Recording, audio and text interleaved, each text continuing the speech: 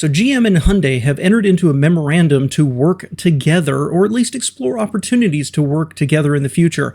And unfortunately, this news makes me very scared for GM. I think there is a path, a very narrow one, where GM loses its identity in the process, but it could change the auto industry around the world. Welcome back to All Cars, y'all. I am John. This news broke about a week ago, something like that. Unfortunately, I was violently sick at the time, and I couldn't stop thinking about it. And the more I thought about it, the more concerned I've gotten.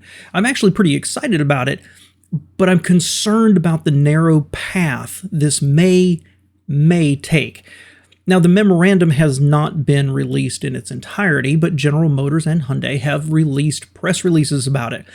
And it's very interesting because they agree to start talking about sharing, using their leverage, using their size and their purchasing power to drive down the cost of, say, steel or individual parts or battery packs, things like that, to go ahead and look at ways they may explore working together on powertrain options, internal combustion, they mentioned battery, and they mentioned hydrogen. And at the forefront, they mentioned co-developing products, both for passenger and commercial uses. Automotive News had an excellent editorial on this where they actually said what it is, quote, a memorandum of understanding to commit to discussing the possibility of exploring the potential for contemplating the consideration of future collaborations. Now, that's pretty funny, but actually this is a non-binding memorandum. So it's literally the two companies signing an agreement to say, hey, let's talk. It's in the early stages of dating, if you will. And so what's going to happen now is some committees or teams are going to be set up to start talking about where things are going in the future.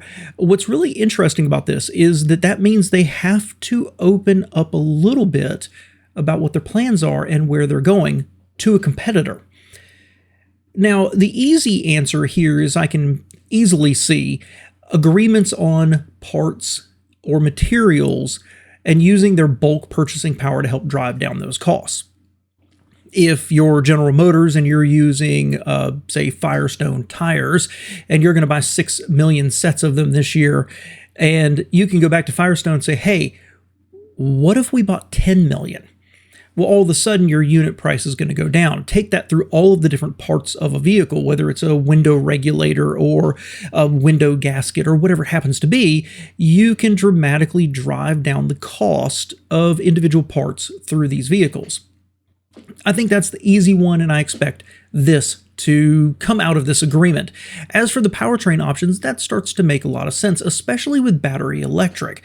With the slowdown in adoption of battery electric vehicles, the fact that GM's over here spending billions on the Ultium platform and Hyundai is over here with Kia spending billions on their platforms, I think it's a tacit acknowledgement by GM that it's too hard, it's too expensive to get a price down for entry-level battery electric vehicles. I'm going to read a lot into this.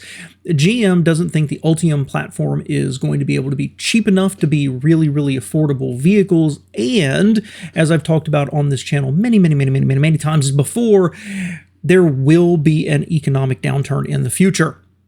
Not the lull we've had here the past couple years. I'm talking about a total collapse. And they need those smaller, cheaper products in line to come out. The best way to do that would be to partner with somebody who's really good at it. And so I think that we're going to see some powertrain options come out of this as well. As one hilarious social media post comment I read said that, oh good, now this means we're going to have bad engines and bad transmissions all in the same car. I'm not sure that's not terribly unfair, but the most interesting part is the agreement to start looking at shared products. I think this brings GM down to less expensive vehicles, honestly. And it's interesting because while it can be a little shocking to me to think about. The fact is, GM has a long history of doing this. Think about GM being tied up with Isuzu in the past, or famously GM working with Toyota and building a factory together at the Numi plant, which is now a Tesla plant, and building, say, the Toyota Corolla and the Geo Prism side by side. This is not unheard of. So I think that a product or products coming out of it, and on the commercial side as well, I think that's a less chance it's going to happen, but I still think it's a majority chance it's going to happen. I see this, since they made an announcement like this, I see this as being they've committed to wanting to actually work together. And GM had a soft partner in Honda, with Honda using the Ultium platform for some of their products, and then Honda backing away from it. So GM looking for another partner is not a big surprise. But here's where the editorial part of this all comes in, and a personal aside. I want to love GM, but I love GM and what it was, what its history.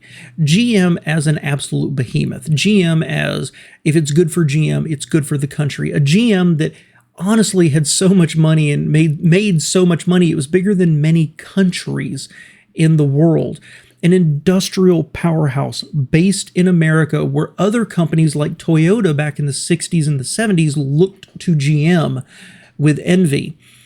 Well, since their bankruptcy, they've become a shell of themselves. They went from being the #1 auto manufacturer to, I think they're 6th now, something like that.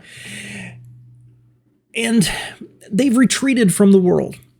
They've retreated from Europe. They've retreated from Australia. Certainly, they've got their tie-ups and their alliances, their joint ventures over in China, and they build products over there and bring them to America.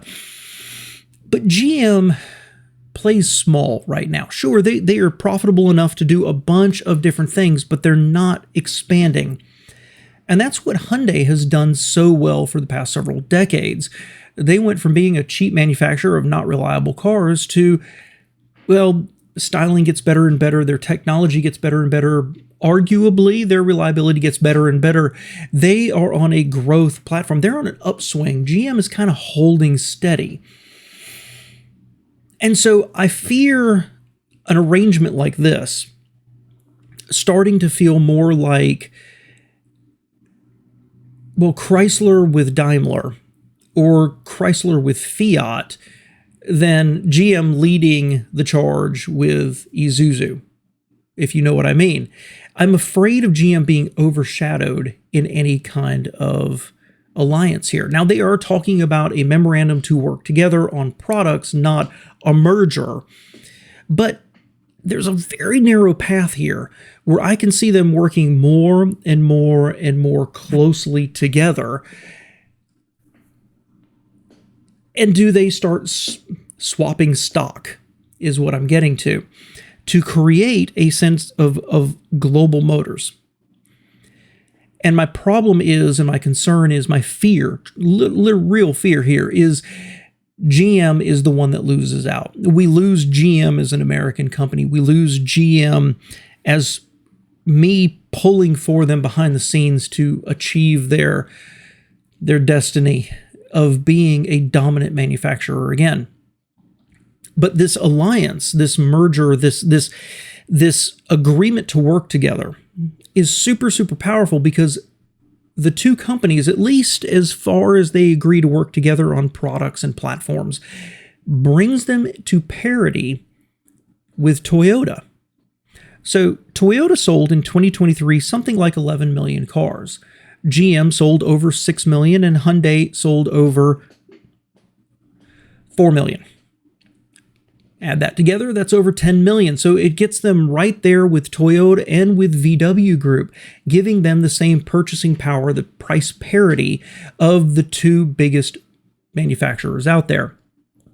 And a few years ago, as I recall, Carlos Tavares with Stellantis said that in the next 10 years or so, we're going to have a major shakeup in the automobile industry with the disparate different brands that are out there and what's coming out from China and spreading around the world and into Western Europe. There's going to be a shakeup, and there's going to be a lot of consolidation. And that at the end of it all, there's going to be 5 major brands that survive. Well, if that is true, well, Stellantis has the 14, 15 brands, if you include Leapmotor, to be one of them. But does GM, as what is largely a North American brand right now, do they have that power? What about Ford? So I see this as a very foresightful move by GM to really dip their toe in, start testing the waters with Hyundai. I think it'll involve a few basic things. Maybe a car comes out of it. I think those are the very, very high probabilities. But there's that chance, that very narrow path that may lead these two companies to getting ever closer together. And my deep fear is that GM will lose their identity and we will lose GM as a truly American company, similar to what we see with Chrysler right now. And that breaks my heart. I think it's vital for their success, but I'm afraid for what it means for GM. And at the end of all that, I'm left looking at Ford standing alone and wondering what the heck is going to become of them. I can't put my finger on it, but I expect a big announcement sometime in the next year from Ford that's going to involve one or more global companies working together, laying the groundwork for the next 10 years. Let me know what you think below, guys. Thanks for being